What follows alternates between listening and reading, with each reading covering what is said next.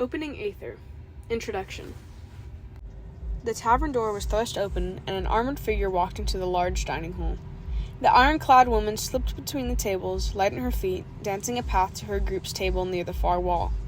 The light on the table illuminated her, revealing the face of a young whirling woman. A lightweight suit of armor covered her athletic build, and gold strands of hair poked out from a dark blue hood. A tall elf and orc made space for her to stand at the round table. "Still showing up late to everything, Silva," the half-elf said, poking fun at the woman who had tossed back her hood and picked up a filled chalice. "You couldn't have gotten here much earlier," she remarked, staring up at the grinning man. "It's good to see you, Talus. It's been a while." "Likewise," he replied. Two others besides the half-elf and orc stood around the table. A tall woman with light purple skin and dark braids that reached her waist chatted with a girl dressed in vibrant clothes. The pair were jabbering excitedly over a music festival that was passing through Pernia over the last few days, turning to greet Silva only when they had finished talking. The younger woman ran around the table and smothered Silva in a big hug. Silva embraced her back, smiling warmly. "It's so good to see you, Eliza. How have you been?" "Good. Things have been well," Eliza said, speaking loudly over the assortment of noisy sounds in the tavern. She let go gently and scuffled back to where she was perched next to the dark fairy. Talus placed his elbows on the table and leaned over his drink, noting its near-empty contents. As if reading his mind, the orc Bjorn grabbed Talus's empty cup and his own and wandered off to the bar. This night had been 2.5 years in the making.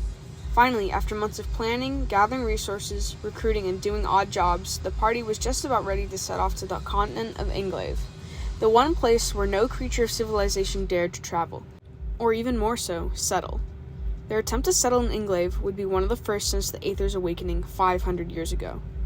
Bjorn returned with 2 chalices filled to the brim with mead, one for Talus and one for himself. "And you didn't care to get me any?" said the dark fairy, tracing the grooves in the wood table with her fingers.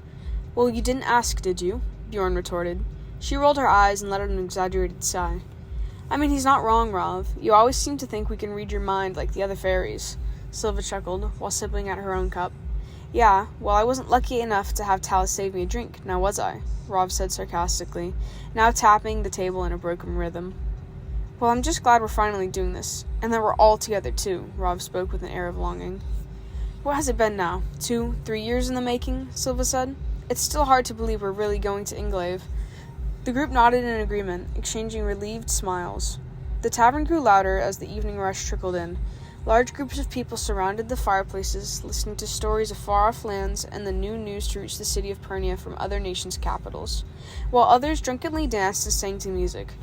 Talus scanned the scene with his eyes, trying to burn the memory into his mind. He knew they wouldn't return here for a very long time, maybe never again. Going to Englave was a huge gamble, not only on their goal to settle, but also their lives.